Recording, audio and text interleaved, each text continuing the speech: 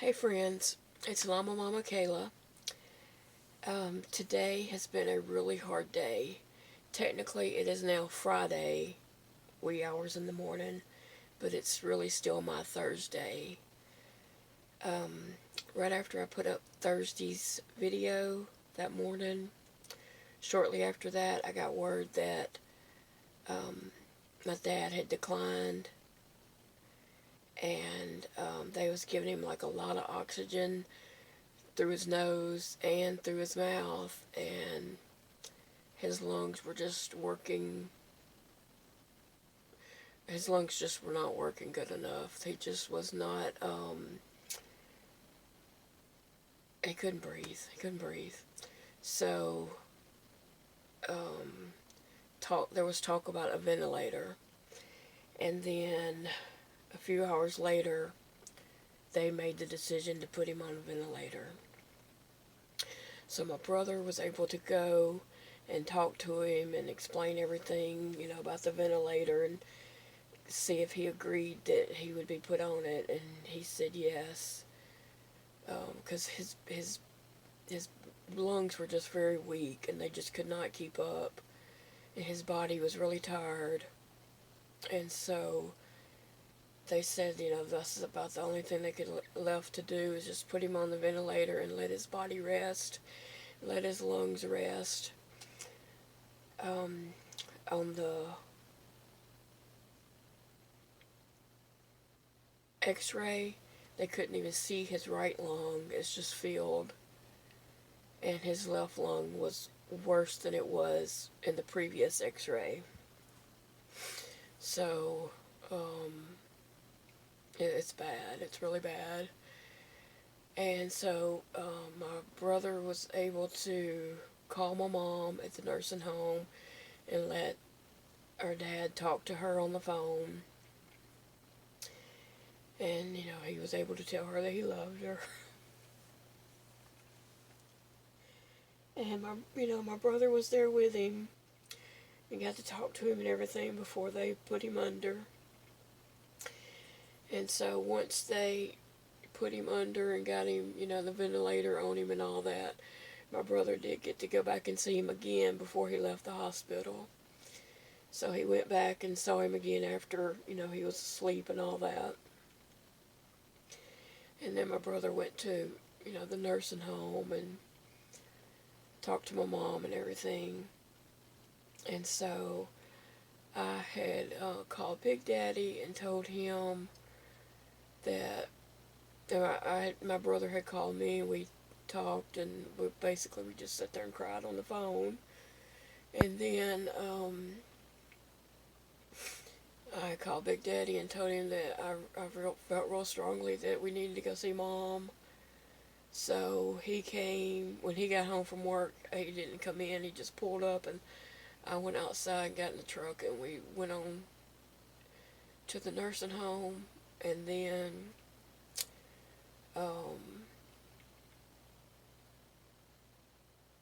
my mom was trying to leave the nursing home.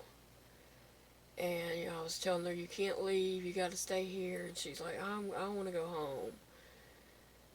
And she's talking about, and you should say this, in one of my first videos of saying she was going to the nursing home, I said that she will call a taxi.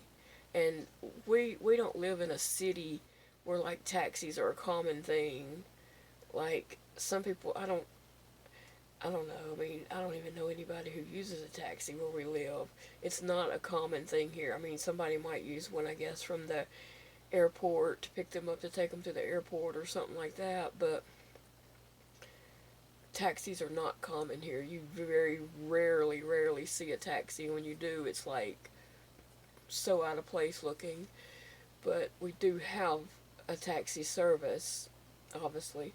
But anyway, she was saying, that she'll call a taxi that, to go home or whatever. And then she was saying, well, could we take her home? I told her no, that we can't take her home, that she's got to stay there. And she's like, why? And I was like, well, you can't take care of yourself. And she said, yes, I can.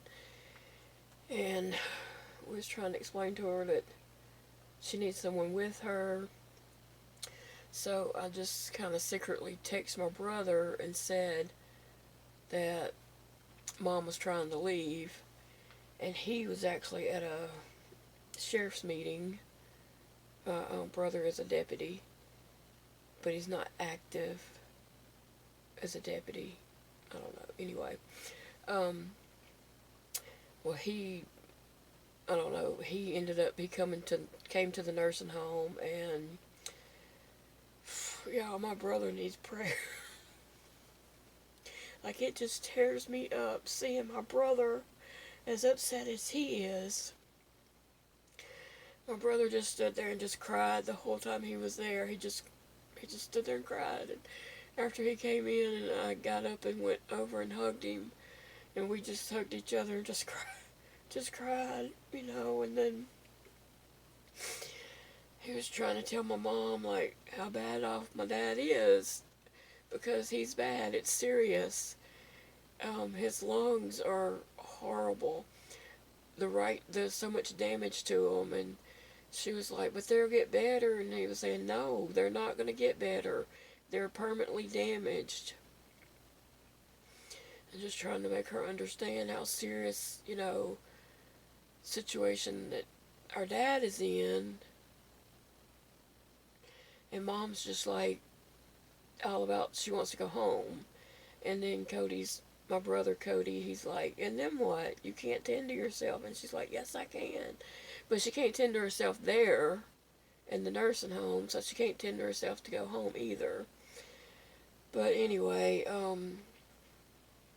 then my brother was leaving, and so I was going to go out with him and talk to him a minute. And she was like, Kayla, don't leave, don't leave. I was like, I'm not leaving. I'm just going to go out here and say bye to Cody.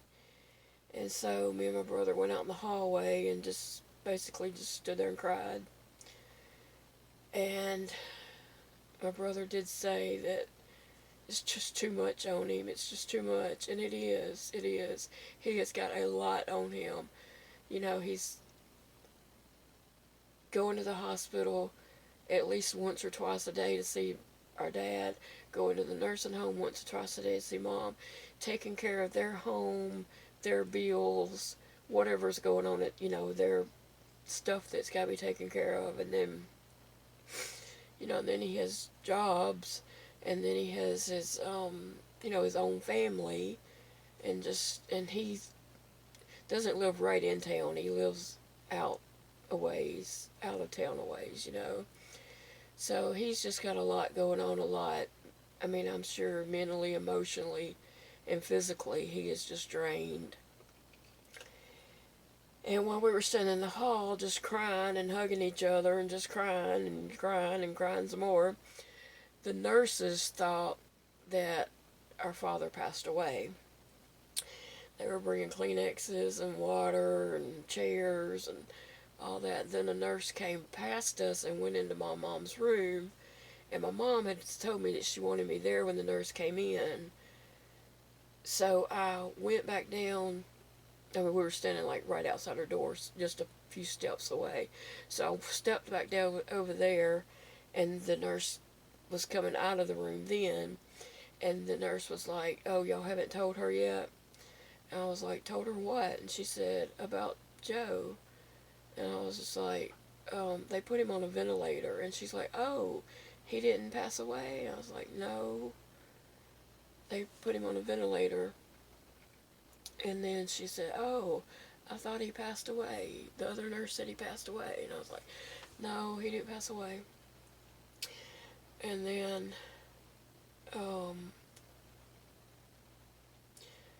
me and my brother and Jody, he was there with me.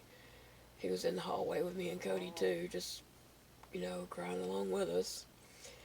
And then my brother, needed to go. He's got little small kids he just needed to go home and be with and stuff. And so we went back in the room with my mom, and then my mom kind of seemed to grasp the seriousness, maybe. And then she said,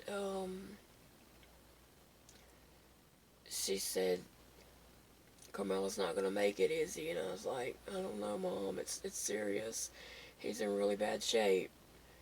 And she said, it's going to take a miracle, ain't it? And I said, yeah, it is. It really is, because he's in really bad shape. And so then she seemed to kind of grasp the seriousness of it. I don't know. I mean, surely she did before, but she really wasn't acting like it. So I don't know. But, and then she was saying, if he don't make it, I'm going home to live by myself. And I was saying, Mama, you can't. There's no way you can. And she said, yes, I can. And we sat there for a minute. She's like, are y'all going to come back and get me and take me home? And I said, well, no. And she's like, why not?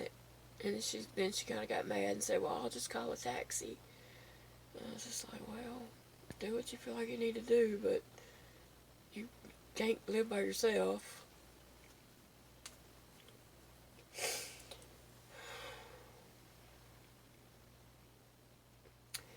Yeah, it's not good. COVID has been just such a roller coaster. I mean, with my dad, he's been up and down, like a good report. It's a little bit better, and then he declines, and then a little bit better, and he declines. Like every time he got a little bit better, it's like he took several steps back the next update. And it's just been up and down, and, you know, he actually felt better and was able to sit up and eat, and then later he's on the ventilator. I mean, that's just how fast it goes. It's just been up and down, up and down. So my mom cannot go home and live by herself. So she is going to have to stay at the nursing home. That's just the only thing available. That's just what she's going to have to do.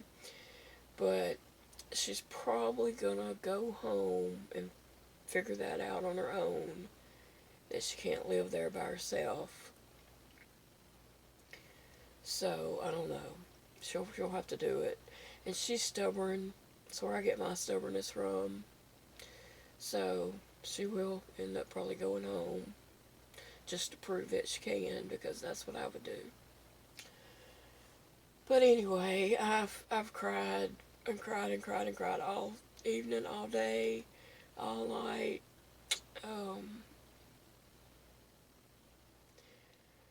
I cry for my dad, I cry for my mom, I cry for my brother. My brother means the world to me. I was 13 years old when he was born. He was like my real life baby doll. I stayed at the hospital. He was born, and I stayed at the hospital with my mom. The next morning, after she had him, she woke up, and I was sitting there with Cody. I was holding him. And he's been my baby ever since, I mean, my mom worked and I tended to Cody. I feel like I raised him. I feel like he was my first child.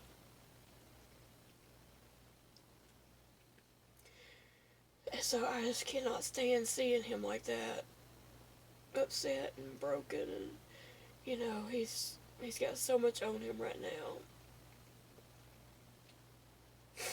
When Cody was little, he tried to call me mama, and I'm like, no, I'm your sister. And I'd always correct him when he would try to call me mama, and tell him sister, I'm your sister. So then he called me sister mama. And now he's dropped the mama, he just calls me sister. So he always texts and says, like, hey sister, I love you, or I love you sister, or whatever. But when Big Daddy and I was dating, we took Cody everywhere with us. He went on all our dates with us. He was with us all the time. And he was 5 when me and Big Daddy got married. Yeah, he was 5. And when we got in the car to leave our wedding, my brother was getting in the car too. And Big Daddy's daddy was pulling Cody out of the car because Cody was coming in over Jody, over the steering wheel. He was getting in the car to get in with us. And Jody's daddy was pulling him out, and he said, "If I can't go, my sister can't go." And so I was crying, and Cody was crying. But, so I want to ask y'all to really just pray for my dad. Pray that there is a miracle and that he does improve and is able to get off the ventilator and able to go home. And pray for my brother. He's got so much on him right now. I'm just going to be honest. My mom's not easy to deal with. She's not. She's complicated. And it makes it more complicated for my brother. I pray for my mom that she'll behave and she won't act so stubborn. And there's more to it that I just really don't want to say because I didn't share everything with my brother.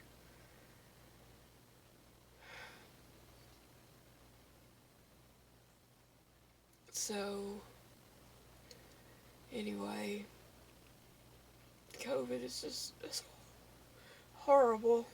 It's just a roller coaster. A COVID roller coaster. That's what I feel like we've all been on. I just want to thank each and every one of you for your prayers. And I want to ask you to continue to pray for our family. I appreciate you all so very, very much. I'll talk to you all again soon.